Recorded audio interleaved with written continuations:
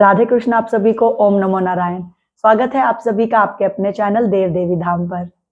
मैं रूबी शर्मा फिर से आप सभी के सामने लेकर आई हूँ नवरात्रों से जुड़े हुए कुछ अच्छे और खास जानकारियां। कहते हैं नवरात्रों की शुरुआत कैसे हुई।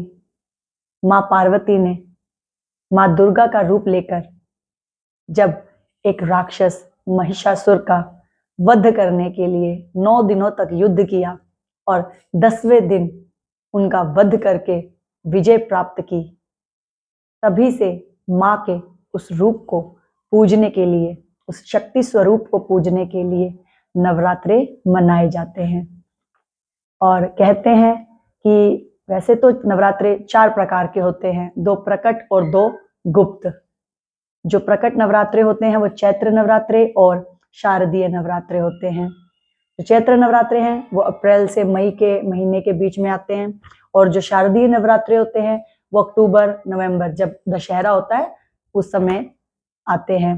तो आज हम बात कर रहे हैं चैत्र नवरात्रों की, क्योंकि कल ही 30 मार्च चैत्र महीने की शुक्ल पक्ष की प्रतिपदा तिथि से शुरुआत हो रही है इस वर्ष के चैत्र नवरात्रों की, और इसका समापन होगा 6 अप्रैल शुक्ल पक्ष की 9वीं तिथि को, जिस दिन राम जी का जन्मदिन भी मनाया जाता है और उसे रामनवमी भी कहा जाता है।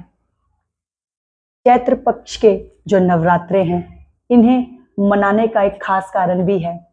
माँ द्वारा किए गए महिषासुर के वध के कारण तो ये मनाए ही जाते हैं, लेकिन साथ ही साथ वसंत ऋतु की शुरुआत यानी कि गर्मियों की शुरुआत हो गई है, तो नए मौसम की शुरुआत के साथ चैत्र महीने के नवरात्रे भी मनाए जाते हैं। और साथ ही साथ हम हिंदुओं के लिए कल विक्रम संवत 2082 की शुरुआत भी चैत्र माह के नवरात्रों के साथ ही हो रही है, तो उसकी भी आप सभी को बहुत बहुत शुभकामनाएं। कल से चैत्र नवरात्रों के प्रथम दिन से ही मैं आपके लिए लेकर आ रही हूँ दुर्गा सप्तशती का पाठ, और उस पाठ के 13 अध्यायों को मैंने विभाजित किया हुआ है, और हम 9 के 9 दिन पढ़ेंगे सभी अध्यायों को। और स्पेशली आप सभी के लिए मैं उन अध्यायों का पठन करूंगी हिंदी में, क्योंकि संस्कृत ना तो सभी को समझ आती है, ना सभी पढ़ पाते हैं। तो मेरे इस अध्यायों के पठन पाठन का आप भी लाभ उठाएं। और दुर्गा सप्तशती के बारे में तो आप सभी जानते ही होंगे कि माँ दुर्गा की महिमा है इसके अंदर, माँ दुर्गा के 9 रूपों की महिमा है इसके अंदर, और इसको सुनने मात्र से ही माँ दुर्गा हम पर प्रसन्न होती हैं। तो इस नवरात्रे में क्यों ना हम दुर्गा सप्तशती का पाठ करें और आप सुने, और स्पेशली मैं आप सभी के लिए हिंदी में लेकर आ रही हूँ।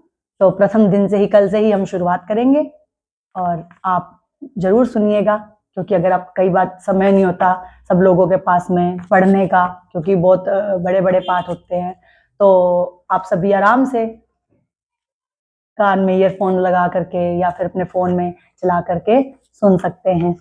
तो जरूर सुनिएगा दुर्गा सप्तशती का पाठ इस नवरात्रे में माँ की कृपा प्राप्त करने के लिए। तो साथ ही साथ मैं आपको और भी जानकारी दूंगी कल के हमारे वीडियो में नवरात्रों को लेकर के। तो इसी के साथ आज के लिए इतना ही। इसी तरह जुड़े रहिए हमारे चैनल देव देवी धाम के साथ। आप सभी को राधे कृष्ण, ओम नमो नारायण।